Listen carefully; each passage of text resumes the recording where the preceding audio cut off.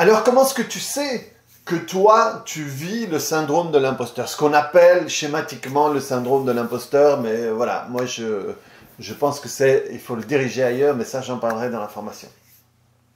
Alors, je vais te prendre 4 choses qui sont interconnectées, mais tu vas voir peut-être que toi, tu les sens et que tu vas vivre à travers ça. Le premier truc qui est vraiment constant, ça va être un doute constant justement sur tes compétences et tes capacités. Ça veut dire que tu vas toujours mettre en doute le fait que tu sois capable de faire quelque chose. Et alors que tu l'as fait peut-être des dizaines de fois, ou même que tu as tendance, sans te rendre compte, à le faire mieux que les autres, mais pourtant tu as toujours un doute, tu n'es jamais sûr. C'est le genre de personnes qui ont une spécialité, ont peut-être étudié quelque chose, et s'il y a quelqu'un qui vient avec un bagou un peu plus important que le sien, pourrait même la mettre en doute par rapport à ce qu'elle sait. Et le problème, c'est que ces doutes sur tes capacités t'empêchent d'être, comme on dit, sûr de toi. Et ça va aller embrumer ce que tu es en train de faire. Si tu te laissais aller dans le flux de ce que tu sais faire, il n'y aurait pas de problème. Mais le fait que tu commences à te poser des questions, ça te donne encore plus de doutes. Oui, mais est-ce que c'est vraiment ça que je dois dire? Est-ce que c'est vraiment ça que je dois faire? Est-ce que c'est vraiment ça que je dois dessiner? Est-ce que c'est vraiment ça que je dois jouer? Mais est-ce qu'il n'aurait pas raison? Et du coup, il y a même des gens qui terminent par croire des conneries énormes en disant, à un moment, ils s'engueulent avec quelqu'un ou ils disent quelque chose à quelqu'un et cette personne se fâche et ils commencent à dire « Ouais, mais c'est peut-être moi. Il a peut-être raison quand il dit ça, c'est peut-être moi. Est-ce que c'est pas moi qui exagère? Est-ce que ça, c'est les doutes constants. Et sur ce que tu crois, sur ce que tu penses, sur la manière dont tu analyses les choses. Donc ce doute de merde. Et le problème, alors de nouveau, comme je l'ai dit dans la vidéo précédente, le problème n'est pas que tu aies des doutes. Hein? Ne jamais avoir de doute, ce serait une connerie tout aussi grande. Le problème n'est pas le fait d'avoir des doutes. Le problème, c'est de croire tous les doutes que tu as et de ne pas être capable à un moment de dire « Bon, allez, c'est bon, j'y vais, parce que c'est un truc que je sais faire, je l'ai fait plein de fois, ou je l'ai appris, ou je suis sûr que c'est comme ça parce que c'est ce que j'ai appris, donc on y va. » Et le problème n'est pas d'avoir le doute. Hein, c'est comme les pensées, le problème c'est pas d'avoir une pensée de merde. Le problème c'est de suivre ce pensée, c'est de suivre ces doutes et de diminuer tes capacités par rapport à ça. Donc ça c'est le premier point. Le deuxième point, c'est la peur d'être découvert. À un moment, on va se rendre compte que t'es pas aussi bien. À un moment, on va se rendre compte que t'es nul. À un moment, c'est pas possible que cette illusion tienne aussi longtemps. Et alors, du coup, tu vas avoir peur. Par exemple, moi qui là, fais une vidéo pour t'expliquer des choses. Il y a plein de gens qui voudraient faire des vidéos, mais qui n'osent pas parce qu'ils se disent « Non, mais ça va se voir. On va se rendre compte que j'y connais rien. » Ou on va se rendre compte que c'est du vent.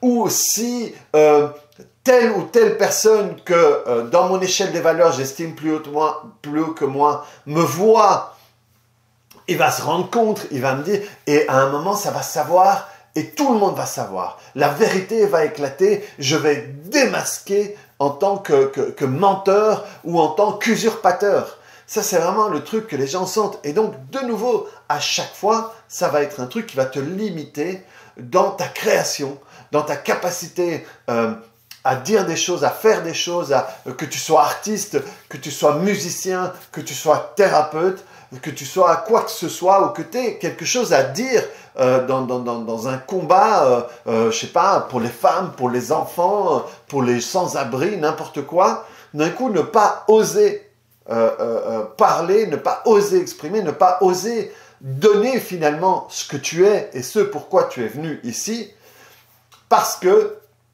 tu vas avoir, de 1, le doute, et de 2, la peur qu'on te découvre et que la vérité éclate et que d'un coup, on se rende compte que tu n'es pas celui que tu es, que tu n'es pas, que tu mens, que tu es nul ou que tu ne connais rien ou que quoi que ce soit. Et ça, de nouveau, ce n'est que dans ta tête. Ce n'est que dans ta tête parce que ce qui est important, c'est de te rendre compte que tu es là et tu vas donner des choses par rapport aux gens qui en sont là. Toi... Moi, je peux t'apprendre quelque chose. Il y a des gens qui vont être capables de t'apprendre quelque chose au-delà de ce que moi je peux t'apprendre. Mais du coup, moi je peux t'emmener jusqu'à un niveau et d'autres peuvent t'emmener plus loin. De la même manière qu'il y a des gens qui connaissent moins de choses que moi et qui sont là, eh bien, ils vont pouvoir emmener tous les gens qui sont là à là. Et quand ils vont devoir dépasser, ils vont passer à l'étape suivante. Donc, tu auras toujours un élève par rapport à ta capacité à être professeur. Le problème, c'est qu'on se dit, ah ouais, mais si moi je peux être là, mais tous ceux qui sont là, ils vont dire que je suis nul. Et c'est pas ça, parce que justement, ça m'emmène au point suivant. Le point suivant, ça va être comment est-ce qu'on dit, les comparaisons excessives envers les autres et envers le fait de penser qu'ils sont plus qualifiés ou plus talentueux que toi. Et donc, c'est toujours cette comparaison. Et donc, tout d'un coup, si moi, je sais pas moi, je me débrouille, moi je parle 5 langues, français, espagnol, je suis à un niveau langue maternelle, anglais, je me débrouille bien, néerlandais, l'italien, voilà, l'italien je le comprends complètement, mais il y a longtemps que je parle plus, le flamand je me débrouille, mais donc, moi mon niveau de flamand il n'est pas très haut, mais je vais pouvoir aider mon fils il est en primaire, il apprend, ça veut dire que moi je peux l'aider, mais à un moment où ce sera plus important, il devra aller voir d'autres profs. Mais je ne vais pas me comparer à quelqu'un qui est ici pour m'empêcher de faire quelque chose qui est là. Il y aura toujours des gens plus talentueux, moins talentueux, plus capables, moins capables, mais je m'en fous. Ce qui est important, c'est que tu puisses donner ce que tu as à donner toi, aux gens qui ont besoin de ce que toi tu as à leur donner. C'est pas parce que... Enfin, je ne vais pas te donner 160 000, mais le problème, c'est que plus tu te compares à quelqu'un d'autre, c'est quelqu'un qui, ou il est plus élevé que toi, ou que tu positionnes de manière plus élevée. Ça se trouve, il ne l'est pas, mais toi, tu le positionnes dans un échelon plus haut. Et donc ça, de nouveau, ça va emmener des doutes, et ça va emmener une peur d'être découvert, qu'on se rend compte que tu es moins bon que lui, mais on s'en fout que tu sois moins bon que lui. Et donc tout ça, à chaque fois, c'est à l'intérieur de toi, ça va être des tourments, ça va être de l'anxiété, ça va être de l'angoisse même parfois, mais à chaque fois, ça va être une limitation. Quelque chose où tu vas te sentir impuissant, tu vas te sentir pas capable, tu vas pas savoir quoi faire, et ça va t'empêcher de pouvoir être toi et être ce que tu es capable de faire. Et donc du coup, ça m'amène le 4e point, qui est une compilation de tout le reste, c'est une hésitation à accepter les compliments et les reconnaissances pour ce que tu es capable de faire. Et donc à chaque fois où on va te dire « Ah ouais, c'était une super séance, ouais mais bon c'était facile » ou « Ouais, c'est super ce que tu as dessiné, ce que machin, oui mais bon c'était vite fait » ou même les gens, des fois « Ouais, t'as une belle robe, oh mais ça c'est un vieux truc ». Chaque fois une manière de diminuer. Hein? Et tout d'un coup, quand les gens te disent « Ah, on voulait te dire à quel point on était contente, à quel point on était machin hein, », on a du mal à accepter vraiment le compliment. Et même un envie, ok, passons vite à autre chose. Parce que je me sens mal là-dedans. Et je me sens mal parce que je me dis que je ne le mérite pas, parce que c'est pas vrai, parce qu'il y en a d'autres qui sont meilleurs que moi, parce que j'ai des doutes, parce que j'ai des machins. Et tout ce truc t'empêche au bout du compte d'être toi.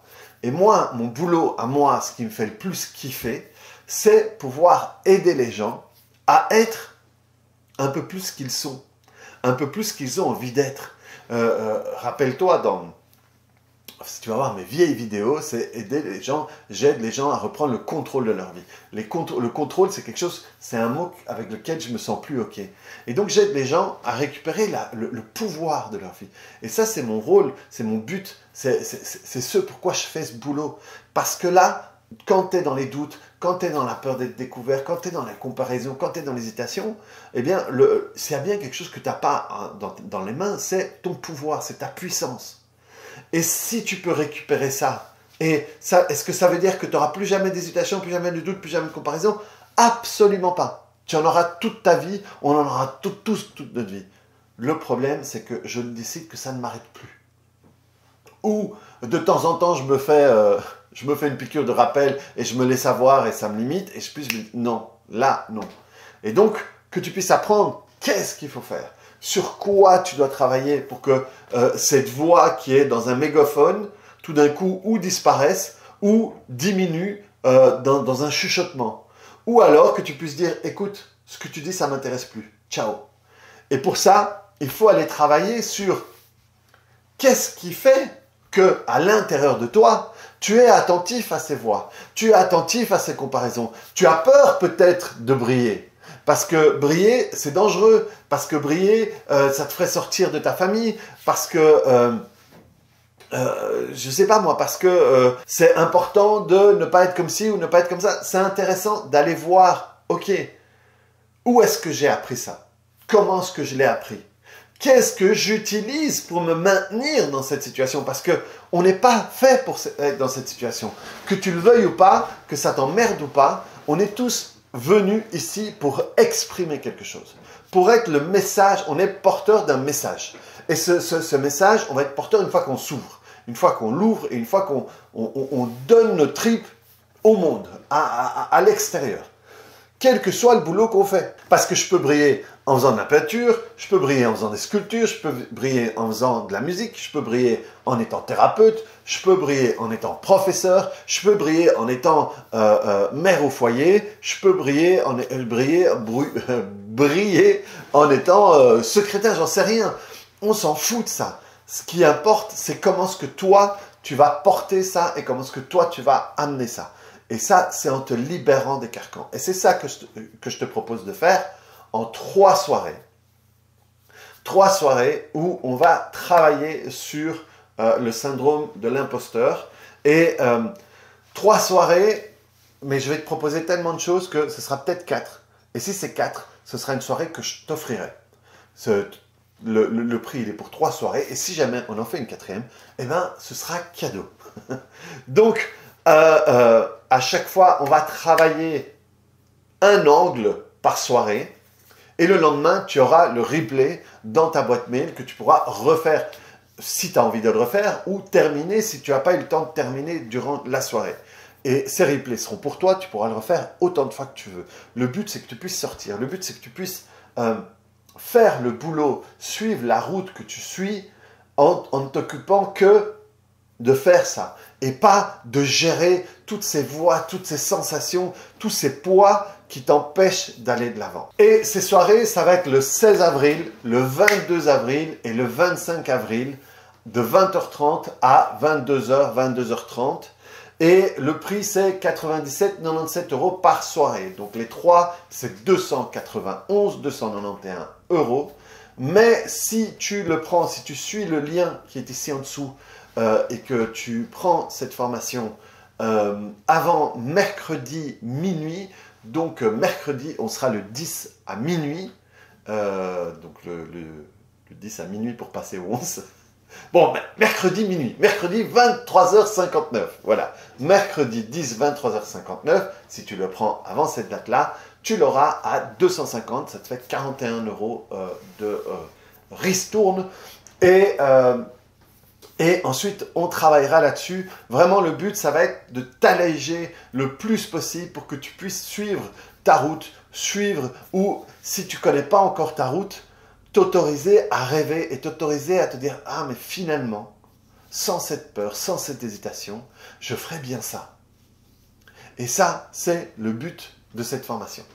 Donc, voilà les amis, on se rejoint le 16 au soir pour travailler sur tout ça.